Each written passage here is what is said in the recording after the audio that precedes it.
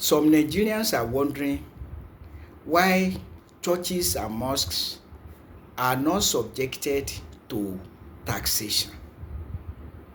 But of course, church and mosque are industries where people work and make money, and so should be subjected to taxation.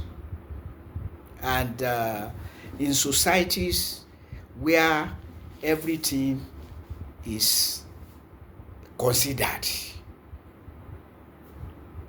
societies that have that are well ordered, church and mosque are not exempted from taxation because they are industrial institutions. Yeah. Very many Nigerians make their living from working for church or mosque because they are financial institutions and so should be subjected to taxation under normal circumstances.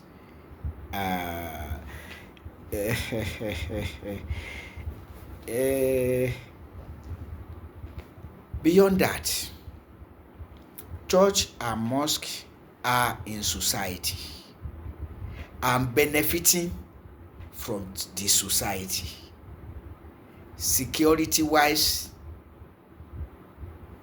and provision of infrastructure. If nothing else, roads, security, infrastructure provided from taxation. And so churches and mosques in society have no reason not to pay tax. But where we find ourselves with rulers who don't really know what it means to run a society. Their focus is self-aggrandizement, not the good running of the society. And we must also agree that too many people are blinded by religion. And when I say religion, I'm talking of no other than Christianity and Islam. Yes, even if you say these religions are religions of God, they are practiced in a society run for the good of the citizens and the inhabitants. The churches and mosques populated by human beings are under the rule of law. And part of the rule is that you pay tax. So these institutions that are indeed industrial institutions. What's an industry? Where people work and make money, which is the case with church and mosque. Indeed, they make a lot of money in many places. They make a lot of money. And they have properties in buildings, vehicles, and bank accounts. So they are financial institutions. Many institutions that are making money, investing money. So, but unfortunately, oh my God, Islam and Christianity has blinded Nigerians to the point that the rulers of the land would rather misappropriate public funds to fund church and mosque programs, such as funding pilgrimage boards, not to speak yet of subsidizing pilgrimages, And when they steal money from public covers to fund church and mosque programs, they won't tell you. They will bury it in the expenses of society, stealing from the public account for church and mosques that are making a lot of money, investing money, and paying nothing to society other than to influence their members in high positions in society to be supporting them as their children, leading to President Bola Ahmed Tinubu declaring all subsidies gone for citizens and funding pilgrimage boards and subsidizing pilgrimages for privileged Christians and Muslims. So, rather than making churches and mosques as industrial organizations to be paying tax, the rulers of the land would rather misappropriate public funds to support the religious industries that are called church and mosque. So that's the unfortunate situation. But in well-ordered societies where they understand these issues, are not blinded by any religion, they know that any institution making money must pay tax to support the society in the provision of security and infrastructure. Even if you can speak of many infrastructures in Nigeria, you can speak of a level of security provided by society for all the citizens and the inhabitants of the society. And roads. When the roads are not maintained, everybody will be shouting. So, and there's no reason, therefore, why any institution should be exempted from tax. But as I said, quite on the contrary, Nigeria's rulers would rather steal public funds for church and mosque, as it were, throughout Nigeria. Too many Nigerians are blinded by Christianity and Islam, the religions of God. I don't really know where they see the religion of the devil. I don't know where it is, in all sincerity. Because when you talk of fear of God, I want to be told how Christians and Muslims fear God more than traditional Africans. I want to be told.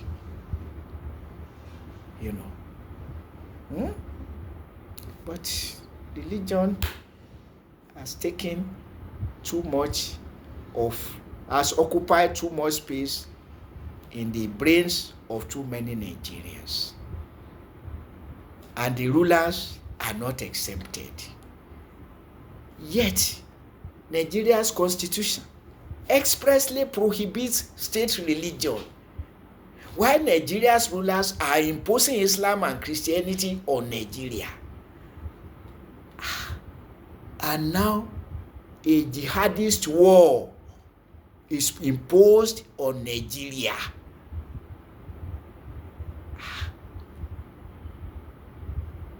On a Muslim community, the Boko Haram Muslim community,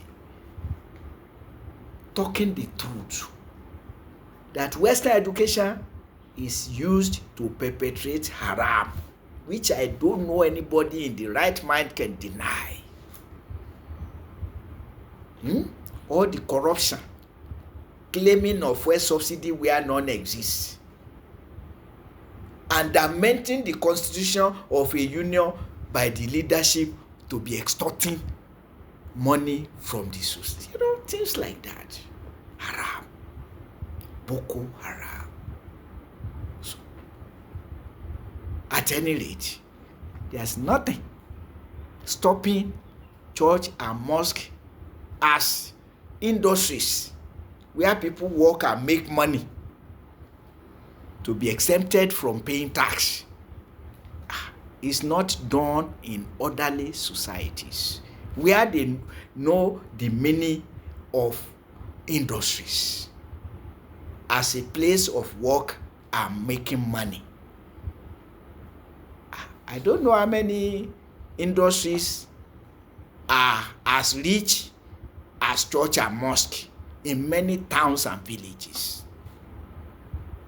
So, they enjoy the security provided by society and the infrastructure, if only in the roads, and yet they are not to contribute to it, and they are investing in businesses apart from raking money in churches from collection, from donation, from oh my God, all sources. To be making money in a society and not paying tax to the society. Rather, the rulers of the land will steal public funds for the programs of church and mosque. No. So we are born in the midst of plenty. We are raised up blind. Even the rulers of the land don't know what it means to rule a society. Ignorance coupled with dishonesty. Yeah, because when Bola Ahmed Tinubu stole public funds to subsidize pilgrimage to the tune of 90 billion in one fell swoop, not to count what he spent on running the pilgrim boards, but to subsidize pilgrimage in 2023, 90 billion of public funds for privileged Muslim going on Hajj. Then is that the ruler you expect to be collecting money from church and mosque? Go to our governors, commissioners, ministers, and the rest of it. They would rather misappropriate public funds to support one church program or mosque program or another. So that is where we find ourselves. But this type of issues being debated may begin to open the eyes of Nigerians to the darkness of their lives, to the darkness of Nigeria. But we have to thank God for something. The Constitution expressly prohibits state religion, while the rulers of the land are imposing Islam and Christianity on Nigeria. People in public positions would rather misappropriate public funds to support one church or mosque program or another, far from asking church and mosque to contribute to the good running of the society from the lot of money that they are making and investing and banking. Even the banks, their societal provisions, servicing them for the overall good of the society. What are they contributing financially? They should contribute financially because they are making a lot of money. So they are industrial institutions. They may carry religion, but so what? It's a religious financial institutions, and so must be financially responsible to the society. But where are the rulers to collect the tax even? The rulers that are looking for ways of stealing public funds for them. But let's continue. This type of debate will lead to future proper reorientation, understanding and reorientation, because it's very important to call a spade by its name. Church and mosque are industrial organizations insofar as people work and make their living therefrom, even better than many secular industries. So what are we talking about? Should not be deceiving ourselves. But the worst aspect, stealing public funds to